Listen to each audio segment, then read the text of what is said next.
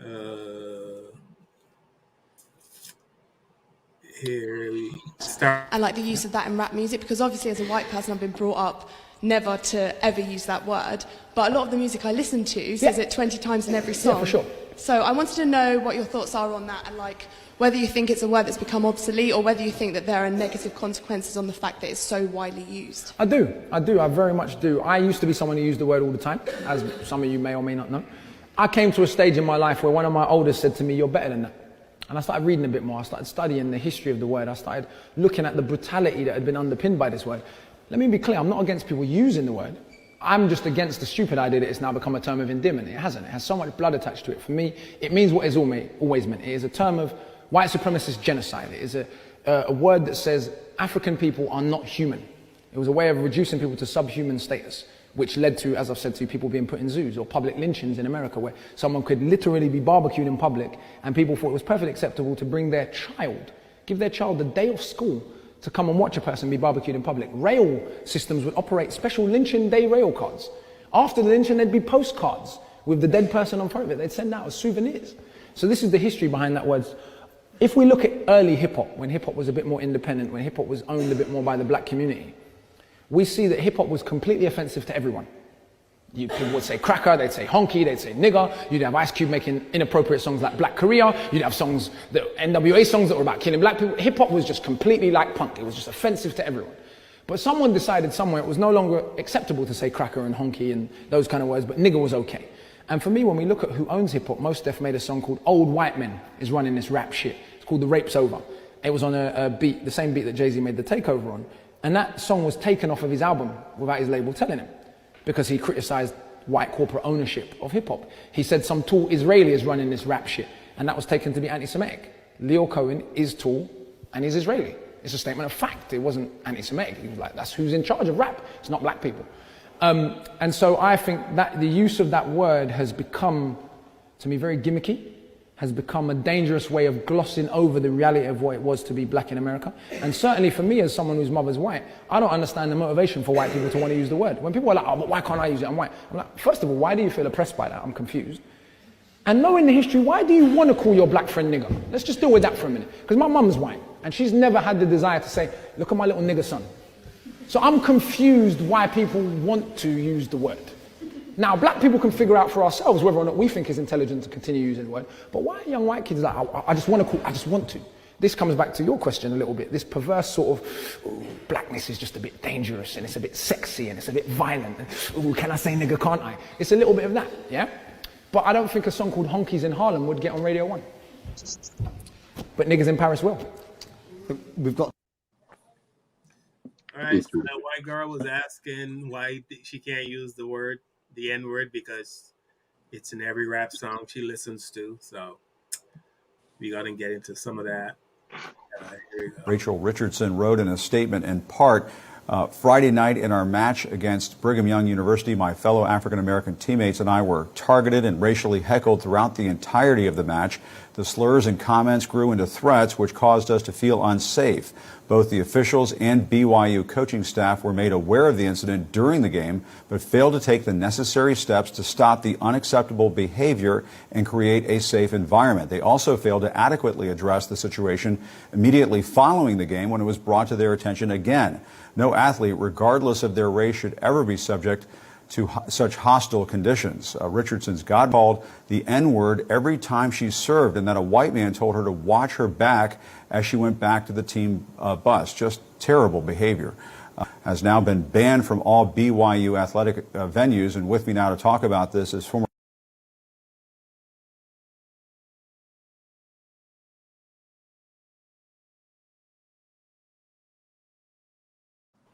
For what reason? We would never know. I don't know why this is not getting more attention, but it needs to be addressed right fucking now. This is Rachel Richardson. She plays volleyball for Duke and is an AAC honor roll student. She is also the only black female on the team. And this tweet went out yesterday from her godmother, Lisa Pamplin. Pause to read. I am not going to put that video up on here because it is vulgar, it is vile, and it will get banned in 3 seconds. Here's what you need to fucking know. Duke was playing at BYU, and nobody stood up to say anything. Not an adult, not a coach, no one. It took this tweet to get any attention. And last night they had to move their game because of racist rhetoric to another fucking town. I am going to say this loud and fucking clear so all the motherfuckers in the back can hear me. It is not the burden of African American individuals to stick up for themselves against white racists. It is the responsibility and the duty of white counterparts to say something right fucking then and not tolerate it. Did you fucking hear it when I said it this time? Cause this isn't I don't know who needs to hear this. No, fucking listen, fucking pay attention, fucking take notes. Because if you just let shit like this happen, you are just as bad as those who say it. This is not a do better situation. This is fucking do it or don't.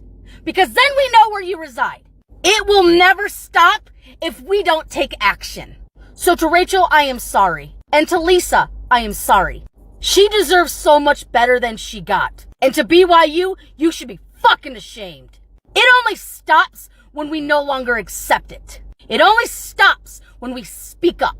Because if not, shit will continue to keep happening. In 2022, this should never be a thing. Stop being racist pricks. Stop being assholes. Stop being shit humans. Well, Stop. all right, here we go.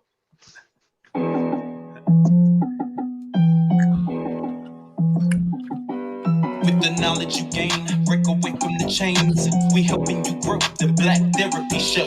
You be in a safe space, dealing with the black trauma. We unpacking and inspecting all our baggage and drama. Cause we gotta unite, no more killing each other. It's time to see a new future for my sisters and brothers. With Kevin, Carl, and Tiffany, you'll have an epiphany. We'll give you everything you need to handle the enemy. We'll be giving you empathy, we gon' challenge you mentally. The right conversation so you grow exponentially. We built your penitentiaries, we built all your schools. Gave us brainwashed education, just making us fools. Hatred was what we got in exchange for love. No more manipulation from our God up above. No, it's Carl, Kevin, and Tiffany. Now welcome to the Black Therapy Show.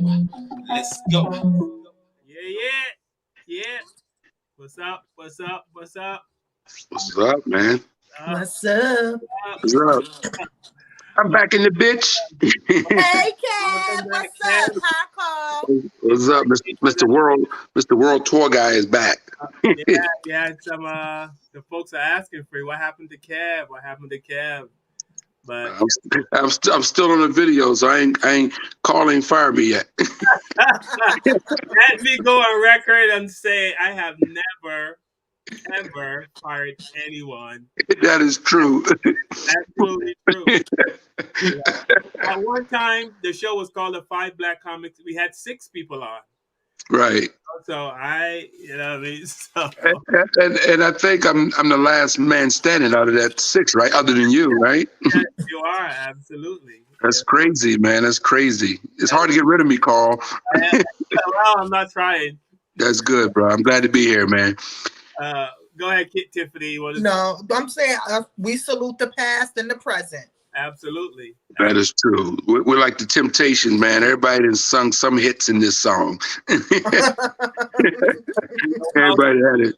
Welcome, everyone, to the show. Welcome. Thank you for joining us here Wednesday, Thank you. p.m. Eastern. We truly appreciate it. Please subscribe and hit the like button, share, and set your notifications so when we go live, you will know that we are definitely on, ready to give you the facts. As we always say, we don't call women hoes. We don't say black men in shit. You know what I mean? So if that's what you're looking to us for, we will do none of that. Which reminds me, Carl, since we're, now that you said that, Jason Winlock, everybody know who that is? I have no idea. You don't know who Jason Winlock is? He's a sportscaster, African-American sportscaster. Jason Winlock. Somebody look him up. Jason Winlock said on, I believe on ESPN the other day, or whatever platform he's on, he's a very controversial brother. He said that Stephen A. Smith, Barack Obama, and LeBron James are the dumbest bitches ever in American history. This is a black man that said that. So yeah, Jason Whitlock, man, Say why? I mean, did he say why? Did he back up his comments? Did he back up his Jason statement? Whitlock. Jason Whitlock is the He's like the Larry Elder. Yeah, he's a Larry Elder, Timmy Scott sort of guy. Yeah. He's a sportscaster. He's in the entertainment sports business, but he has a lot of what's that lady's name? Candace Owens in him. So he's always going at the black people and going at them hard, man. And he's black, and he works in he has an audience that, a Fox News audience, I guess, because he just said he went at the he said that our forefathers, who were all slave owners, by the way, would bitch slap LeBron James and Stephen A. Smith and Barack Obama if they were alive because they're crybabies, So yeah, I just want to bring that up because most people know who he is. Jason Whitlock. Yeah, he's pretty popular in certain circles, so most people know who he is. But yeah, you check that out when you get a chance, guys. Google that BS. Malcolm X broke it down into the field nigger and the house nigger. You know what I mean? So yeah, he did. So we have a lot of that. We have a lot of that. Yeah, we have. What category? Yeah, it's many of him around, but my thing is, if you don't have nothing nice to say, don't say it at all. If you're doing that for likes and clicks and so you can get some more people to come on your platform, so be it. I just can't take black people. We got more problems that we have to deal with. Mississippi and they black community don't have no water to wash their behind in, to drink in, nothing in a black community. That's sad. Yeah. That's what we need. They would need to be worried about. Send some water down there. Help them fix some pipes. It's $2 million to fix some pipes. Go help some pipes. Fix some pipes. And you know what? I'm glad you brought that up, Tiffany, because this is the United States of America, the allegedly the richest country in the world. And for this to be going on, when we just sent $1 billion over to Ukraine. You just sent another billion, but we sent billions before. Yeah, billions before. A couple of billions. A couple of billions over to Ukraine, among other places, And here we are, a black community, right now don't even have clean drinking water. Once again, because we went through this with Flint, right? Still, Flint is suffering too. They didn't get all their pipes and waters. They just don't talk about it anymore. That's where people should be trying to put their money into the water. Who do we hold responsible for this? Who do we hold responsible? Because we have, is it the president or is it the governor? Is it the mayors? Who's responsible for this? Anybody have any idea? I believe the local officials supposed to be in charge of that. They supposed to tell the higher ups what's going on in their local area, but they're not doing that. I just found out that they are fighting still for voting laws in Mississippi that still are Jim Crow laws are still in place, and they don't want to change it. So it's in the system. They don't want to help the inner city. They don't want to help the people, and it's sad. So this is when you want our people that do have money, do something, a benefit conscious, something, because them people need water. We worried about everything else, and this is ridiculous. Go ahead. Yeah, Carl. because they just spend all this money to send this rocket, which haven't even taken off yet because of bad weather or whatever. But they're supposed to send some rocket to the moon. That costs billions of dollars to do this type of stuff, to send rockets to the moon and send money over to people's other countries' wars, and we are just freaking right here in the United States of America, just struggling. And struggling, and the lightning struck that 5 times. That's a message. God is trying to tell y'all something, or aliens is telling y'all, stop trying to send stuff up into the space. Well, I'm sure you guys know it is said that America was not built for black people.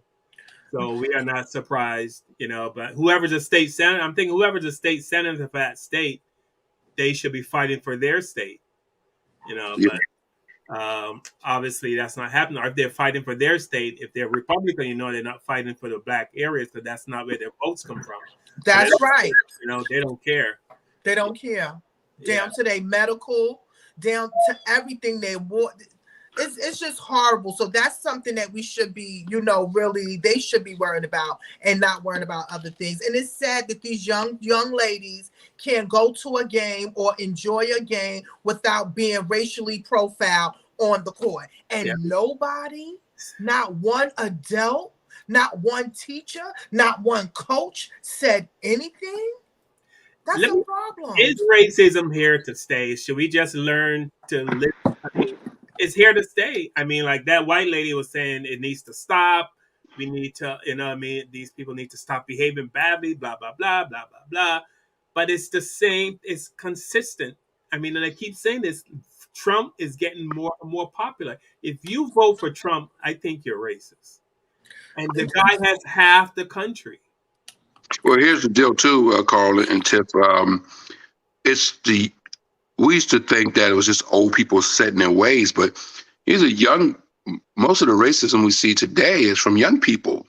That's what's so scary, is that it's not the 80-year-old grandmother who grew up in the 60s and she's racist and she's still racist. It's not the 85-year-old man who grew up in the 50s and he's racist and he's still racist. It's freaking people that's 17 and 13 and 14 and 15. And how are these kids under the age of 21 learning so much hatred? From their family, Kevin, from their family. It's inside. You have to look at Jolly Good Ginger.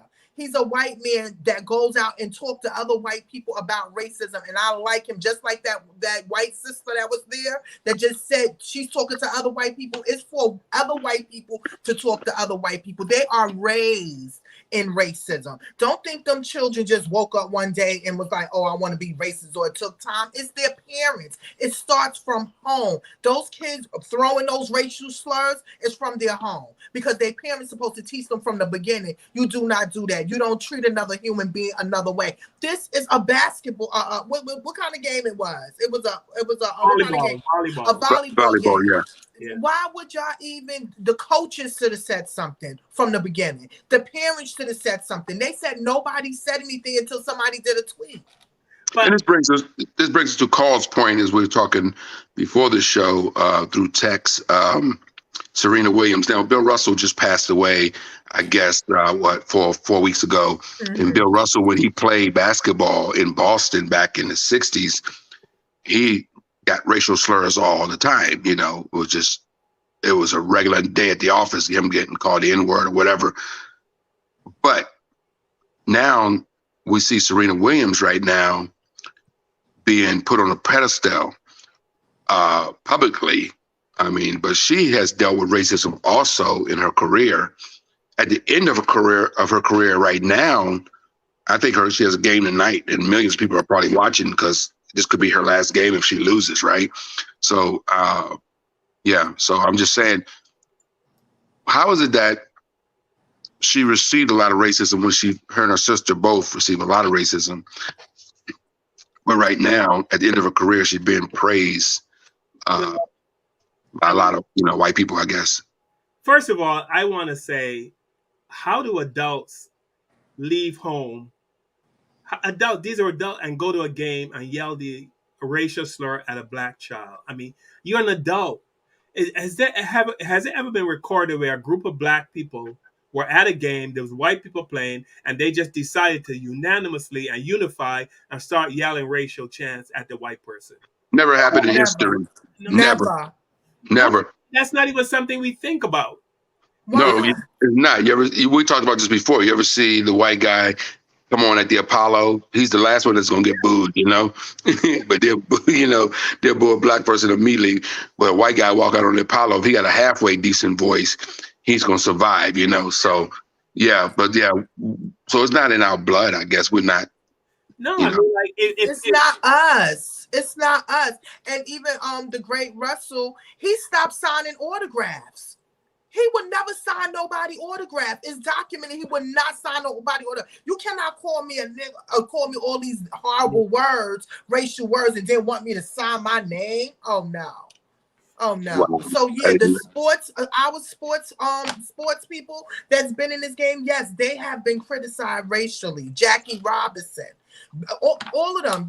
And it's horrible. And you would think, like she said, it's 2022 now. Why? Why? I mean, that's why I was saying it seems to be here to stay. Before I go further, let me shout out to Norma Stanley. He says, "Welcome everyone. I have been sick for about 2 weeks. I have lupus. Oh, I have lupus. Oh, so sorry. oh. A bad feel, but feeling better. Good to Good. see you all. Miss you all. God is good. I'm here, Grandma and Norma. Hey, Grandma. Thank you for joining. Hey, I was wondering what happened, and I'm glad to hear welcome back. you better. Welcome back. Hope you're feeling better. Yeah. Yes. All right. Yeah. So, I mean, like, I um I've been in this country now 30 plus years, and I have seen little change. I don't think another 30 years I'm going to see any change. I think racism is genetically, even though they're not born racist, it seems to get in their blood or get in their body. Some, you know what I mean? I don't know what it seems to be like some kind of osmosis, some kind of, because these are adults. Like I said to Kevin, I don't know if I said to you, Tiffany. If I said to you and Kevin, "Hey, let's go to a white neighborhood and beat up some white kids," you guys would be like, "Nigga, you crazy?" Yeah, because they not worth it. They You know, not worth it. Why but would we do that? We're gonna go to jail for a long time. but one white person can go to a group and say, "Hey, let's go to a black neighborhood and shoot up some black people, just do something in the creek, do some damage," and then okay, let's go, and they go. Just like you was the first video with the young man that was talking about the rapping. They can say N-word all through the album, okay? Like it's a whole song. But as soon as you disrespect anybody else's culture, certain words, you'll get in trouble. So why you can't remove the N-word? The N-word is not nice. All the nasty words and WAP and all. It's just, I don't know. It's a system. It's a system. Somebody, I'm sorry. Go ahead.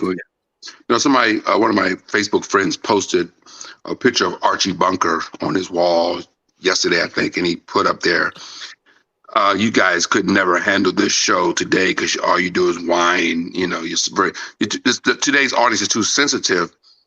So I responded that, I think we're not sensitive. I think we're just more mature now. We understand, that, we laughed at Archie Bunker when we were a kid, but now that we're older, we realize that Archie Bunker was a racist. When I mean, not the actor himself, but the character that he played, was a racist. Mm-hmm. And I was like, I don't think Norman Lear. He tried to paint Norman Lear as some sort of hero. I don't think Norman Lear is a hero. I think Norman Lear created shows like the Jeffersons and, of course, all that stuff, back in the day, but a lot of those shows, I mean, the N-word was thrown around in those shows on national television. Sherman Hemsley was given the green light to say nigger. Archie Bunker character, Red Fox, said nigger on his show. I mean, that word's thrown around on TV in the 80s like it was nothing, right? At the hands of Norman Lear, a Jewish man. Mm-hmm. There was no Jewish slang in none of those shows. Anybody know that? You never heard any Jewish slang from Sherman Hemsley's character, or Archie Bunker, who was a so-called racist. Never heard him say anything racist about Jewish people. It was always blacks, right? Right. It was black against white. Yeah. Yeah, and that was acceptable, Mm-hmm. But yeah, because it wasn't hurt nobody but blacks. But it also opened our eyes to see where they were at. Like I look at it now, like, wow, this is what we was watching. Like, when we was young, we not really recognizing it. But now you was just showing us how they really felt. You understand? They didn't want to see a black man moving on up. You understand? So it's like, wow, but and that man is like 100 years old now. He's still living. The weird thing about that though, is our parents used to watch these and they didn't feel the way we feel now. Right. It's a whole different feel. That's what I'm saying. It's a different thing now because our parents watched the Jeffersons and our parents watched All in the Family, but they weren't, and I hate to use the word woke, but they weren't woke like we are now. It didn't affect them. They were still in that system, of that mentality that now we're in a different mentality where we watch the shows now, and I love the Jeffersons, but I realize, even on the show with Sherman Hemsley, they use the N word sometimes. They don't do it every episode, but every once in a while he does. I cringe because I know what the audience is. It's like watching a comedian on stage, and it's different when you go and you see an urban comedian like a Mike Epps or somebody, and he drops the N word because his whole audience is black, So, and Mike Epps probably don't have any white people in his crowd when he's doing stand up. They're mostly 99% black people. So if he drops the N word, nobody's hearing it but other black people. But when you got a comedian working in the mainstream circuit, like Carl and I do, and you got a black guy on stage in front of a crowd that's mostly white, and he drops the N word, I'm pissed. Especially if you're on my show, on a show that I've had guys go up before me and drop the N word on shows, and I was like, I'll pull them to the side. Like, you can't do that on my show, bro. So, yeah. I mean, when people say like we can handle Archie Bunker, the thing is, for black people, racism equals death. For white people, it's just a joke. Can you take a joke? But it equals death. That white dude that went to that supermarket and shot at those black people, that is part of racism. So when we hear racism, it could equal your death. Yeah. It can mean somebody wants me dead just because I'm black. And most of the reasons why a lot of our parents watch those shows because they didn't really have black people on TV. So when they did see them, they were happy to see them. They didn't care what type. They was just happy to see them. Just like Bill, God bless him. Just like with the young lady from Star Trek that just made her transition. What did Martin Luther King say? She said Martin Luther King said, "Please don't leave the show because we watch it because you're on there." So a lot of the reasons why our black people did watch these shows is because they were our people on there, and yes, it was a whole lot of racist undertones in it that we can recognize now that you cannot do today, but still, I don't think no white person should say the N-word. I'm sorry. I don't really think you should do it. I don't even think Spanish people, I don't think black people should say it anyway. I just think that if you're trying to say something or, try to explain something, but not on no regular, I don't think nobody should use the word. Yeah.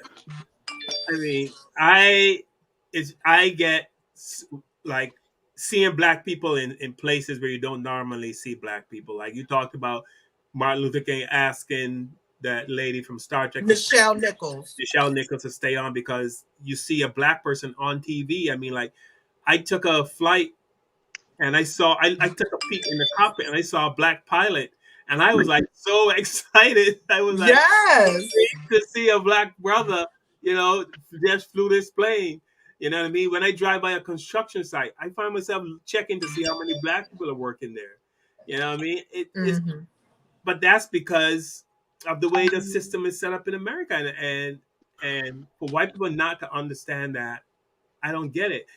Let me also say this. Since I started doing this show, I started doing comedy in Boston. And Boston would say 99% of the comics in Boston are white. I used to interact with them on the regular on Facebook. Since I started doing this show, I have contact, I would say with probably like one or two. Wow.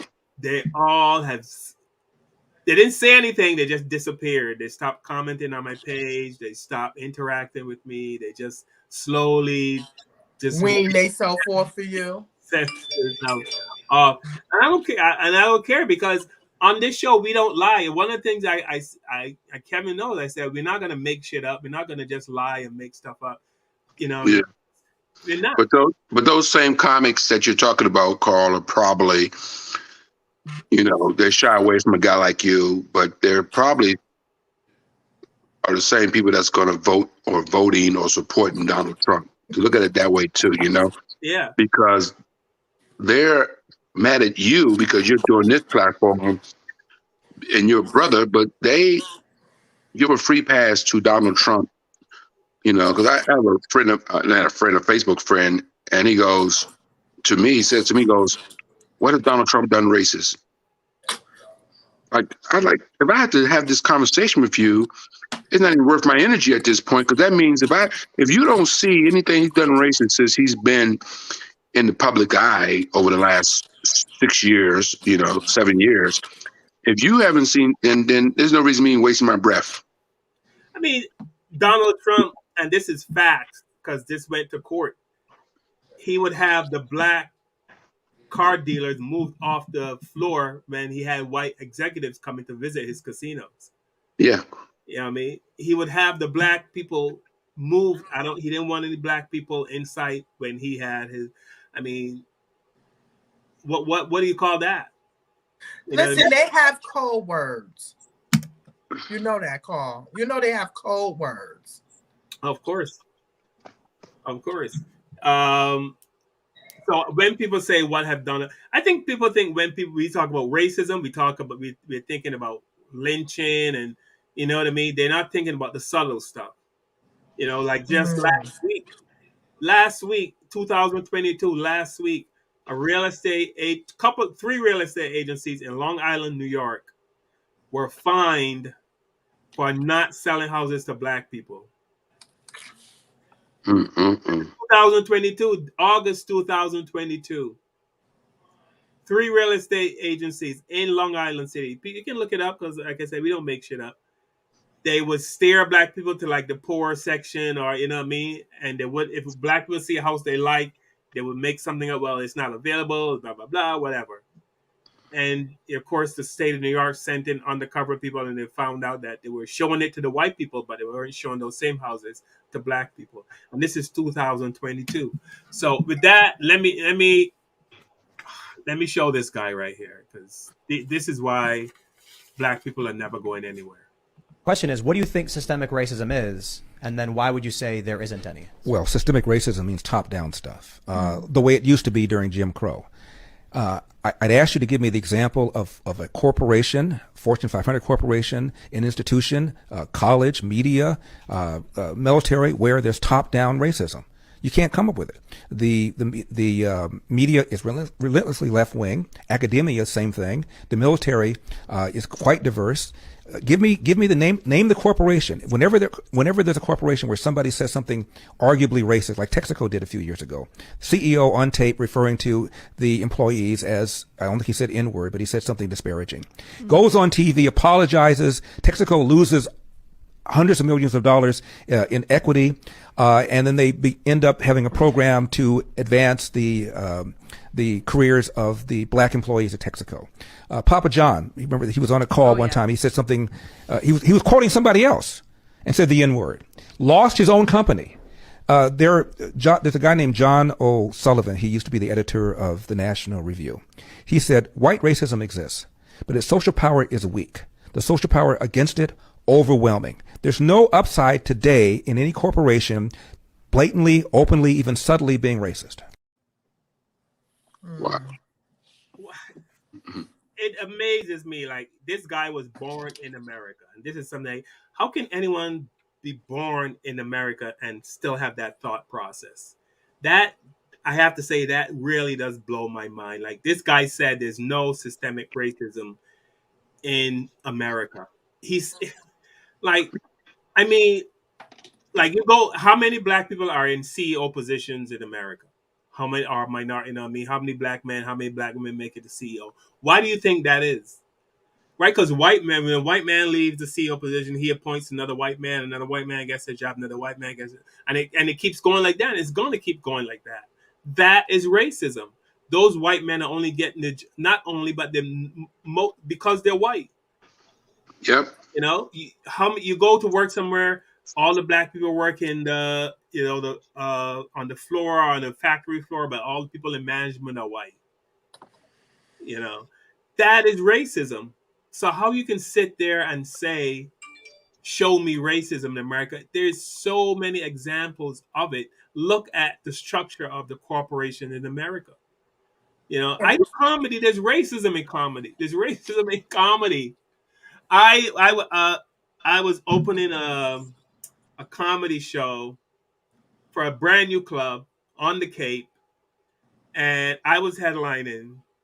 The guy told me to bring my own opener, so I said, okay. I brought my black. He was black. I mean, I didn't bring him because he was black. I brought him because he was funny, and I knew him. And I mean, I told a guy running the club who I'm bringing. He knew him. He said, "Well, I can't have a headline that's black and a middle guy that's black Right. because the audience is going to be totally white, and he doesn't want them to get the impression it's a black club, it's a black comedy club because they might stop coming." You know, so Never mind if the show is funny as hell. That's not important. so I'm thinking, do the people in the audience really care, No, they don't. or are these people thinking for them? They're thinking for them. They don't care. I used to book a comedy club called years ago. Well, I had the one in New York, but I also had a comedy club in Maryland that was at a casino outside of Annapolis, Maryland. And the owner, a white lady, took me up in the office one night, and she goes, "Can you get me more black comedians?" And the audience is all white, by the way. Yeah. She goes, "Can you get me more black comedians? They're more funnier." This is a white woman telling me this in private. Because she's like, the black headliners are funnier. Can you give me more black headliners? Because I book a lot, I'm bringing in, diverse people, white headliner, black headliner, white headliner, black headliner. Yeah. And she basically told me to bring her all black headliners because they were more funnier. And the audience is all white. So it's just the mentality, that guy's mentality that he had. He was thinking for it because he is biased. He's thinking for his audience instead of letting them judge. He's worried about catering to somebody that may be racist. And it might be only two people that are racist, but he's catering to he's scared to lose those two racist people over the hundreds that come to his club that's going to be happy with just having a good night of laughter. You understand? I was about to say it has to be, it's probably not all his clients, but it do be a few that want to be like, why you got two black people? You don't got a white person? Nobody can tell me they I'm telling you, it's the racism is ridiculous. And it's sad because you know what? We always knew it was there. But when you had the cold word, Mr. Trump coming along, he came along and rose them from the dead. They was like, woo, So now we got what we got now. Like, last week we was talking about, Kev, how this police officer, and matter of fact, I wanted to clear it. It was in Virginia, where she tried to go and try to fix the police department, and they fired her. And she said to be honest, this whole thing has to be dismantled and start all over again. And I think that's everything. The laws, all them old Jim Crow laws, they need to go because it's affecting people today. And it's sad. Well, it's not going to happen, unfortunately, because the powers, Tiff and Carl, it's not our politicians' job. People go, "Oh, won't Biden do something?" Or "Won't this person do?" It's not the politicians' job to change people. Mm-hmm. People have to change. And people aren't going to change because it's who they are. Mm-hmm. They're comfortable in their dysfunction. They're comfortable in it. As comedian Dale Hughley said, I love the quote. He says, "Barack Obama showed us what America could be. Trump showed us who we are." Word. I believe that. and that's who we are. I saw this angry guy driving today, zoomed by, he was singing out of traffic, cussing everybody out because they're doing the speed limit. And I go, "This rude fucker, man." I said, "This dude," I'm telling you exactly what I said. I called him a rude New Yorker.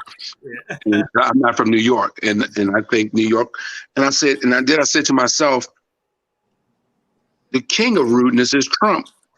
And he's a New Yorker, So I'm just saying, I'm not saying all New York people are mean. I'm just saying that's my mentality, that you see their faces, they're so mean and angry, and everybody's so pissed off right now.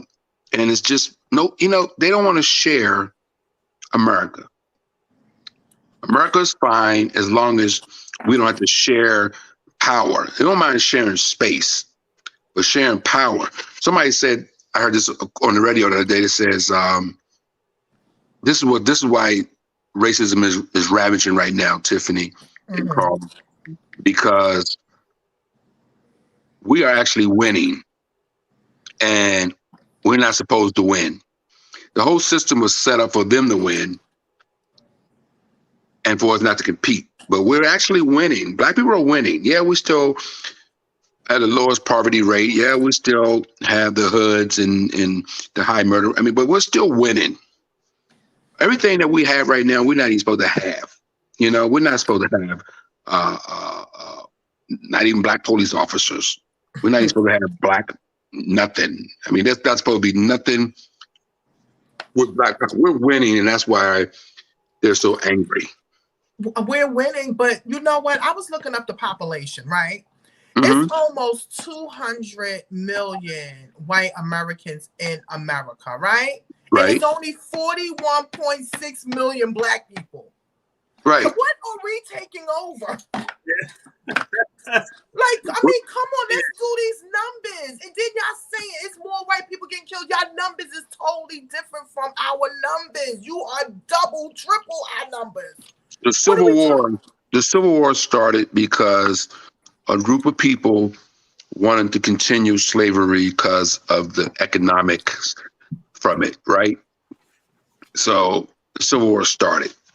Now, we're eventually on the verge of another civil war because they don't want to share this. They don't want, it's not just blacks, Tiff, it's Hispanics, it's Asians, it's people from India, you know, it's everything. It's the browning of America, you know, it's the browning of America.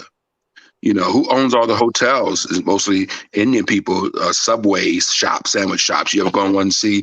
Is it Indian people, right? Asian people have everything. Hispanics have a lot of different businesses that they're running. The browning of America is what's causing this outrage of hate. It's the browning of America. You know, even Paul Mooney said it best. You know, Paul Mooney said, I read the handbook, getting free wasn't part of it, you know. I mean, it wasn't in the handbook. And not only are we free, but we're winning. Yeah, we're winning. You know, I mean, we're winning because I don't care what you think about Kamala Harris. Anybody who's listening to this, she's still a woman of color. And if you look at all the vice presidents in American history, guess what? None of them look like her. Oh, no, they don't. You're right.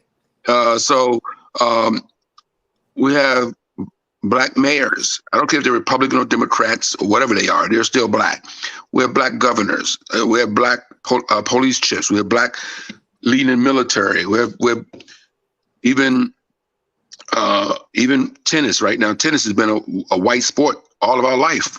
You know, we're kids. Billie Jean King was the king, right? And I mean, Arthur Ashe was somewhere in the mix.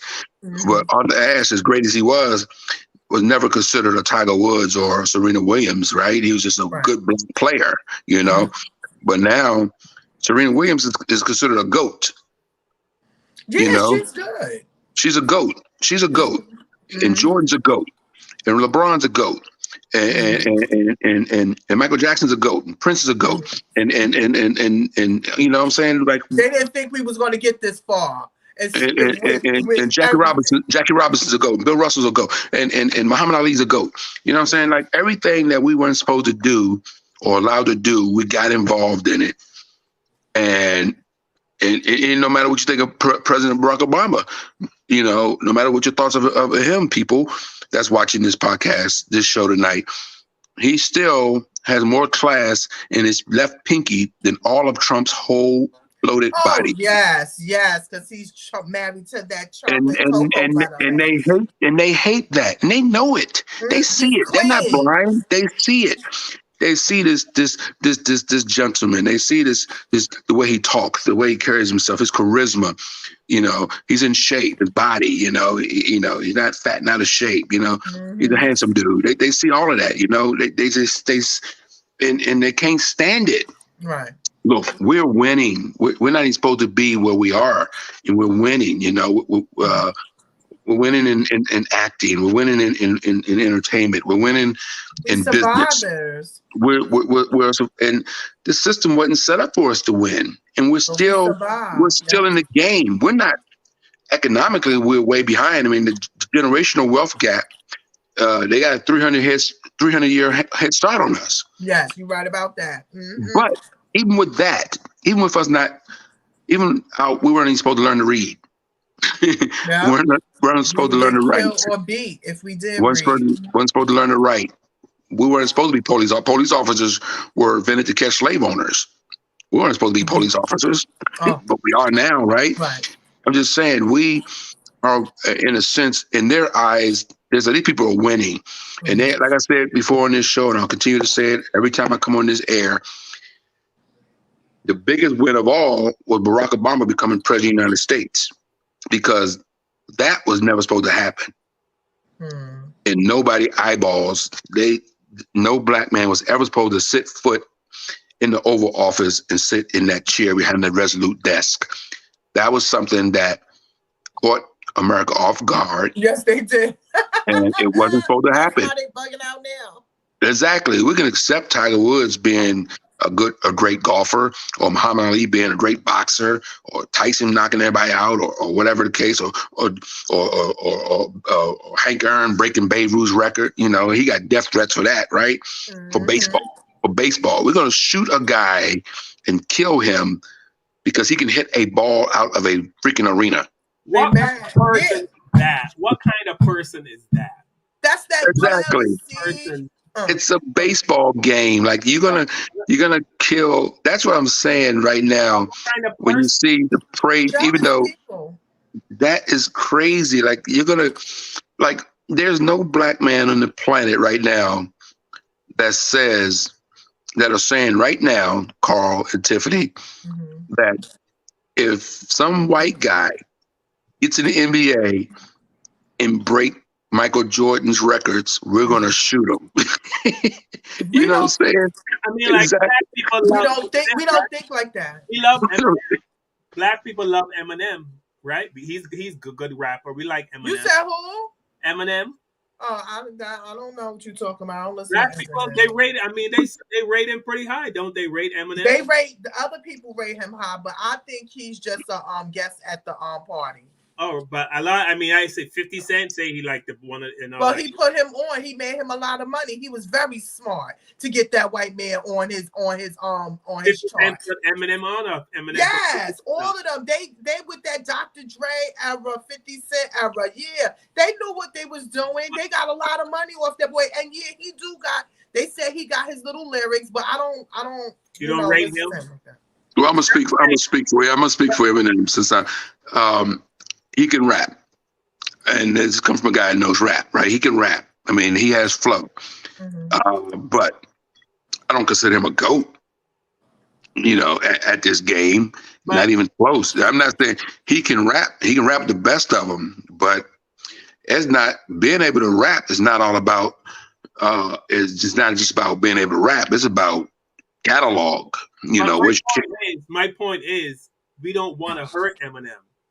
We don't care about him. But my point is, my point is, I got your point. Yeah, that we're not threatening. We're not threatening to hurt him, right? Right. When Charlie Pride was singing country music, they wanted to kill him. I mean, Darius, the guy from what's the name of the guy that sings country music? A black guy. Hootie the Blowfish. Hootie the Blowfish. They wanted to. But Eminem's in the rap game, but black people are not like, we hate him and we want to kill him and get out. This is not, you know what I mean? But there's so much anger and hatred coming from their side. You know what I mean? Well, you know, the flat butt crew. There's so much hatred coming from their side. For what? Like, for what? Why? What's going on up there? That makes message white people. Please talk to your white people and tell them it's overrated. Yeah. Like I said, you can't get a group of black people to go into a white neighborhood and create havoc. Oh, we won't do that because they know they're going to shoot us on the spot. They be waiting for us black people to come there and start some trouble. I mean, they can get enough white people to, hey, let's go and kill some black people. And they will go, yeah, let's go. I It's think not our style, bro. We just not it's not our kung fu style. That's not what we do, you know. Um, we don't have an answer for this. We can only show our frustration. There's no answer because we can't change millions and millions of people, you Right. know. I was telling you why they're angry is because we're winning, you know. So as long as we're winning, they're going to continue to be angry because we weren't supposed to be winning. That's all. Yeah. we're supposed to have nothing. Right? But that's what they want because they want to have nothing. It's like Lindsey Graham, by the way. I want to bring this up.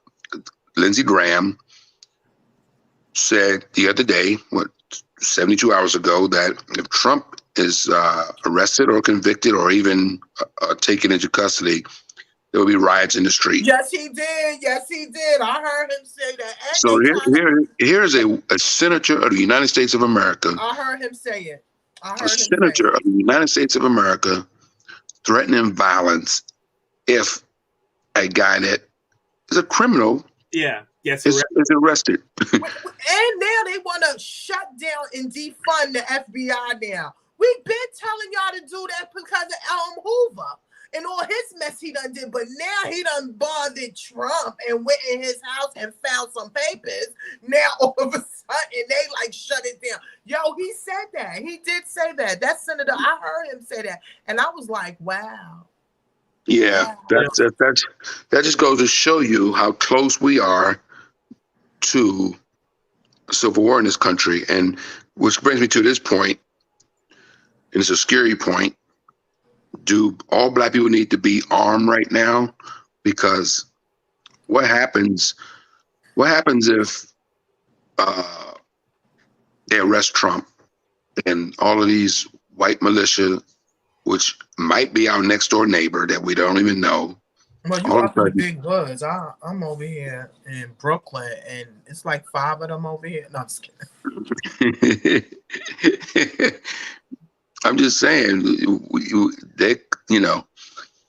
I mean, that guy that drove to Buffalo, don't think that there's not millions. There's not millions of them. Yes. Don't think that there's not millions of them out there. There's thousands of those. The guy that drove to Buffalo, there's thousands of them. Mm-hmm. And they're just waiting for their leader to say a cold word. Let's do this. A cold word, yeah. You know, as Trump said to the Proud Boys, Stand back. That wasn't a He said, what did he say? Stand down, stand down, stand by. Stand by. Yeah, stand by. Yeah. When I heard that, I was like, wait a minute, that's a cold word. That's 3 o'clock fight. It's just President Obama would have said something like that, Black Panthers stand by, or it would have been a whole different story. Antifa stand by, or Black Lives Matter stand by. I mean, can you imagine the uproar? First of all, can you imagine the uproar if Obama took nuclear secrets to his house? Can anybody on this panel imagine the uproar from white America if President Obama took secret documents out of the White House to his crib? They wouldn't allow it. They wouldn't allow it. And it's so because last week I wanted to tell you, I looked up some police officers. You know, the first Black police officers in Atlanta, Georgia. They could not arrest white people. They could not walk with guns. They could not be in the same police department as the other police officers. They had to go 5 to 6 blocks up. You know, so it's disgusting and it's in the system. So yeah, we need to be on point, Black people. And yes, you are right, Kevin. We are doing very well, better than what our ancestors, and they will be very proud of us. But also we need to be on point because like you said, it's people out here that hate us for no reason. And we didn't do nothing to them. We mind our business and make sure we take care of our children, but they still want to hate. So we're going to have to work around them. But what I find interesting too is no matter what, we don't retaliate. No, we turn the other cheek. We don't retaliate. We turn the other cheek. That's what we taught in the Bible. Turn the other cheek. We but I'm absolutely sure if if it was happening to them, if somebody black went into, because that's what they're waiting for. Yeah, that's You know, all. they're waiting. But we're not going to give it to them either. Yeah. Only by any means necessary. You understand what I'm saying? As long as nobody just come up in your face and put. Listen, because I know you have to protect yourself, but sometimes people are race baiters. They would just do stuff just to pull you, just to see how you. Don't fall for it. Don't fall for it at all. I mean, like I keep asking over and over again on the show, it's like, what do they want? What are they hoping is the end result? And they keep saying stuff like, go back to Africa, go back. Okay, you kept us from working and getting educated and starting businesses, so you have all the money. You take your money and take your ass back to Europe and leave us here. Then, if you don't want to be around us, just leave. They don't want to go to Europe, just like we're not going back to Africa because we built this country. So they're not going back because it's not like it is here. You know, so I'm saying there's no place like America. If you don't want to be around us so bad, then you go. Listen, I don't even pay them no attention. Yeah. So, and that's why I don't get this guy, Larry Elder. I mean, I look at his videos, I go, like, this guy was born in America. This guy lived through more than I did. Mm-hmm. But you have men that's just like him. And like I said, it's many that feels just the way he feel. And those are one of the dangerous. Those will be the ones that will tell the slave master, listen, master, they trying to leave, master. They trying to leave. Don't let them go, master. Those are that type of mentality type of people. So let him stay where he at. Listen to this sister. Tell me if you agree with her. Listen. I saw this tweet on Twitter. And, well, first of all, love them. Second of all, this is so true, and this is something I've been thinking about for a while. Hear me out. Black people, the Black community, live in such a perpetual state of anxiety that we can't even relax when there's peace and calm. We're constantly on guard for something to go awry that if it's too chill, too quiet, something's sus. We're constantly always in a state for, like, preparing for the worst. I've also noticed that within the Black community, we don't feel like we have a right to relax. We don't feel like we have that right to not be anxious. I got diagnosed with generalized anxiety disorder like 4, 5, I don't know, some years ago. And I'm constantly preparing hypothetical situations in my mind, like the worst case scenarios, because I don't want to be caught off guard. And when I first got diagnosed, some of my Black family members didn't even really know what that was, even though I saw my Black family perpetuate these same anxious behaviors. And this 100% has to do with like history and generational trauma, but it's just very interesting to see. Mm-hmm.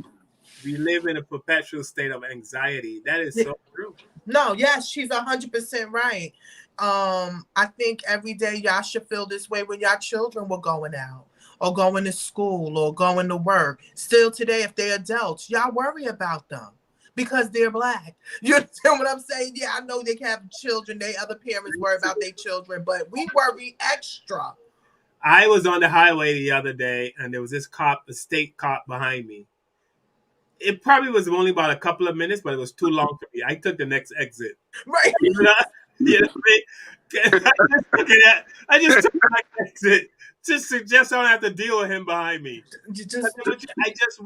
My heart was beating fast. I started to get sweaty. You know what I mean? I started feeling hot, you know, just because it was state police, because like he pulls me over now and he's going to make shit up. And you know what I mean? If he had taken that exit behind me, I'd have been like, I probably would have crapped like. Oh my God. But Carl, it's just like, I don't want you to feel like that too. You know, Carl, you should never have to feel like that, but I understand, but I don't like that you have to feel like that. Yeah. You should be able to ride and not have to worry about nobody on your back or something. So yes, we have anxiety. Yeah, I took the exit, waited a few minutes, and then did a U-turn and got back on the highway. And as you guys know, I had my car window shot out a few weeks ago. So when the officers showed up to help me, I was nervous, you know, and I called the officer. I was still nervous. And then the weird thing was, this officer is a female officer. She was so not excited about what happened here. I'm terrified, angry, scared, and going through all these emotions. She was just walking like, okay, somebody shot your car. Okay, cool. All right. So now you're talking like she had no emotion whatsoever. They teach them that. Yeah. Like it was another day at the office. It was another day at the office for her. Like she cared less about what I was going through. You know, it was almost like if the bullet would have hit me, All right, put him in the bag, take him away. You know, it was like there was no It would have been just like that. emotion that a human being's car was just shot, and you know, just it tripped me out. I thought about it for a long time. I was like, how do you do that as a human being? Like, how do you not show any, you know, like emotion to another human being that, you know? But that's I don't. first of all, I'm gonna be honest with you. That police thing is a very hard job, and we can't even imagine how many deaths, shootings, and all of that. You know, and they have to turn that emotion off because you cannot be emotional at work when something serious is happening. You know, so yeah, don't think it was just you. It was they are trained like that. Yeah, not to get too involved. To shut off that. Even in the hospital, you can't be an emotional person and be at the hospital trying to take care of somebody because you will mess up everything, or you be trying to take everybody home. You know, so yeah, they turn that right off. Yeah. All right, Kev, you good? Yeah, I'm good. I'm good. All right, we're gonna wrap it up. We want to thank everyone for joining us today for another fantabulous show. I'm glad to be back. By the way, I miss you guys. Yeah, I Please miss you share, too. subscribe. We're gonna bump our numbers up. We want to hit the million by the end of the year. That's my goal, to hit the million mark. But I don't know how we're gonna do it. But I'm gonna try like hell to I'm get gonna have to go out there and start stripping. I was going to suggest that, but I ain't want to start nothing. You will have to start Titty Wednesday on the show. They have Titty Tuesday. You have to start Titty Wednesday. Yeah, start twerking and I'll show stuff. Titty. I'll show. Thank you to everyone for watching the show. Any parting words? Anything you learned? Anything you want to share, Tiffany? Oh, it's just so much, people. You know, I always tell people, please do your history. You know, don't change. Still keep be better. Teach your children better. You know, if you have white people that's watching this, please teach your children about racism. You know, please, because this is why we're going through it. The children are displaying this, and it's sad. You know, and love one another. You know, this is the end of the summer coming up. School is coming up soon. Shout out to all the parents getting the children ready for school. You know, have a great year, you know, of your first day of school and stuff. And sending blessings to everybody. Shout out to my family. All right. Kev, any parting words? Anything you learned? Anything you want to share? It doesn't have to be about the show. Anything? Yeah, man. History can and will repeat itself. And I recommend that everybody do some research seriously, do some research on how the Holocaust started. You know, with one man, you know, who started this thing, and Hitler, and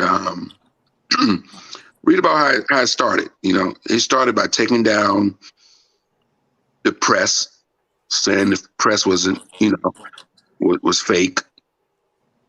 You know, and by the way, we have that whole thing going on now, fake news. Remember the fake news hashtag? You know, that Trump started.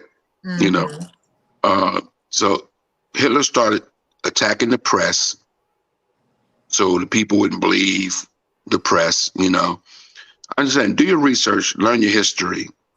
That's the problem. A lot of people don't know the history. Learn your history. Reach, like you just said, Tiffany. But seriously, anybody watching this show, if you got time, I know everybody don't have time. Everybody's hustling and working 2-3 jobs. But seriously, do some research on how the Holocaust started. And history can repeat itself. And right now, we're in bad state. I ain't gonna lie to you. There's some crazy shit happening in America right now. And it's only gonna get worse before it get better. This right wing MAGA Republicans, they are not in any mood to stop trying to get their goal. And there's millions of them out there. The MAGA movement is dangerous, racist, dangerous, and they're out there. And they are doctors, they're lawyers, they're cops, they're firemen, the milkman. Remember January 6th, there was cops in the audience. I mean, in the crowd, off-duty cops in the crowd that were attacking other cops at the Capitol. You know, I mean, they're out there. They're everywhere. You know, and it's only gonna get worse because these people are obsessed with Donald Trump. Because I never thought I would live to see any one man be this powerful to the point where you are a known criminal and politicians and police officers and regular normal people are just still wants to see him in power. You know why they want to see him in power? Because he stands for supremacy. All That's right. it. I'm done. All right. Well, thank you to everyone. Thank you, Norma Staley. AB says, "Hey, family." What's up, AB from YouTube? I ain't in on a deep note like that. My bad. Miss B, what's up? Miss B says he makes his living being a house Negro. She's talking about Mr. Larry Elder.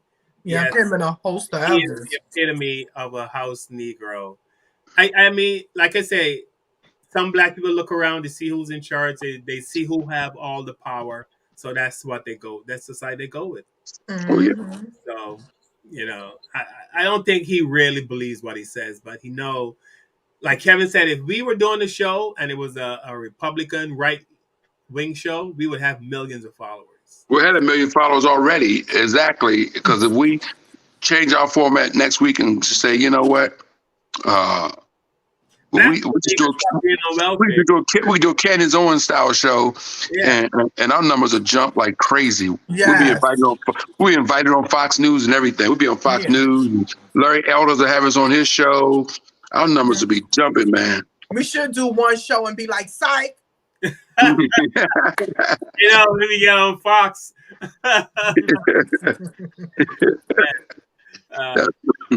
That's funny. Yeah. So thanks to everyone for watching the show. Thank We really you. appreciate it. Thank you so much. And please tell the people you love that you love them, because tomorrow is promised to no one. Facts. Ever. And shout out to Kevin's sister. You always say your sister watches. She doesn't. My sister watching. Oh, by the way, and prayers for my brother. Has surgery tomorrow. He's in the Georgetown University Hospital in D.C. Okay. And he's having surgery tomorrow, and he's doing better. But they had to have surgery on him tomorrow to remove the spine or something on his spine that made him sick. So, yeah, it's a serious surgery. But so prayers out to my brother. Healing vibes. Yes. Sending prayers and thoughts and good luck. Hopefully, appreciate it. Doctor to Kevin's brother. Hopefully, everything turns out okay. Because we love Kevin, and I'm sure we will love Kevin's brother. Yes. Yeah, he's a good guy. Yeah. All right, so we're out. We will see you guys next week, 8 p.m. Wednesday Eastern. We'll be here. Black Derby Show. With the knowledge you gain, like and share. Helping you grow, the Black Therapy Show. You be in a safe space, dealing with the black trauma. We unpacking and inspecting all our baggage and drama. Cause we gotta unite, no more killing each other. It's time to see a new future for my sisters and brothers. You know, with Kevin, Carl, and Tiffany, you'll have an epiphany. We'll give you everything you need to handle the enemy. We'll be giving you empathy, we gon' challenge you mentally. The right conversation so you grow exponentially. We built your penitentiaries, we built all your schools. Gave us brainwashed education, just making us fools. Hatred was what we got in exchange for love. No more manipulation from my God up above. No, it's Carl, Kevin, and Tiffany. Now welcome to the Black Therapy Show. Let's